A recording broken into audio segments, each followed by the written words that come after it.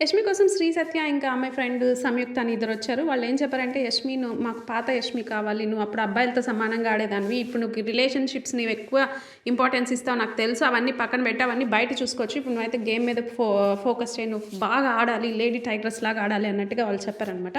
అదంతా ఓకే గానీ, ఎందుకు వాళ్ళు స్పెసిఫిక్‌గా ఆఫ్టర్ 6 సార్ మీకు తెలీదు యష్మి ఎలా ఉంటది అన్న కాన్వర్జేషన్ స్టార్ట్ చేశారు. అంతకుముందు ఏమన్నా జరిగిందేమో, ఎడిటింగ్‌లో పోయిందేమో. బట్ వాళ్ళంతట వాళ్ళే స్టార్ట్ చేశారు. అది వాంటెడ్‌గా అక్కడ ఆ అమ్మాయి ఆల్కహాల్ కన్జ్యూమ్ చేస్తదని చెప్పించాలనుకున్నారో ఏంటో నాకు అర్థం కాలేదు.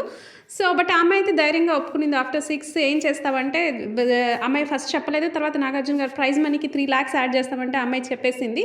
సో, ఆల్కహాల్ కన్జ్యూమ్ చేస్తాను అన్నట్టుగా అమ్మాయి చెప్పింది. నిజంగా యష్మి ధైర్యానికి మెచ్చుకోవాలి. ఎందుకంటే చాలామంది డ్రింక్ చేసేవాళ్ళు అబ్బాయిలే పబ్లిక్‌గా ఎవరు ఒప్పుకోరు నేను డ్రింక్ చేస్తాను, నేను స్మోక్ చేస్తానని. అలాంటిది ఈ అమ్మాయి ఒక అమ్మాయి అయ్యుండి ఎవరేమనుకుంటారని పట్టించుకోకుండా ఇంత పెద్ద షోలో నేను డ్రింక్ చేస్తాను అని చెప్పింది. నిజంగా అమ్మాయి ధైర్యానికి మెచ్చుకోవాలి గానీ, ఇవన్నీ ఎందుకు ఆ అమ్మాయి చెప్పడం? ఎందుకంటే మన 'బిగ్ బాస్' అనేది ఫ్యామిలీ ఆడియన్స్ చూస్తుంటారు. బట్ ఇప్పటికీ మనకి ఇంకా లేడీస్ ఎవరైనా ఆల్కహాల్ కన్జ్యూమ్ చేస్తున్నారంటే వాళ్ళని ఒక పెద్ద బ్యాడ్ పర్సన్ లాగా చూస్తాం మనము.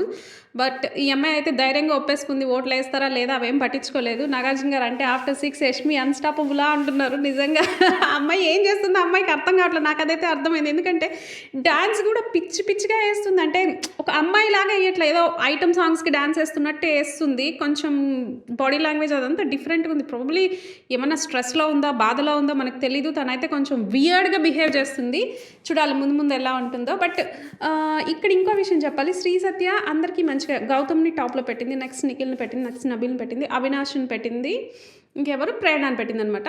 ఇక్కడ అవినాష్‌ది నాకొకటి నచ్చల. శ్రీ సత్య ఏమనిందంటే, అవినాష్ నీ గురించి నాకు అన్నీ తెలుసు అంటే, అవినాష్ కూడా నీ గురించి నాకు అన్నీ తెలుసు అన్నాడు ఫన్ వేలో. ఆ తర్వాత ఏది ఒకటి చెప్పు అని నాగార్జున గారు అవినాష్‌ని అడిగితే సత్య నీ లిప్స్ బాగుంటాయి అన్నాడు.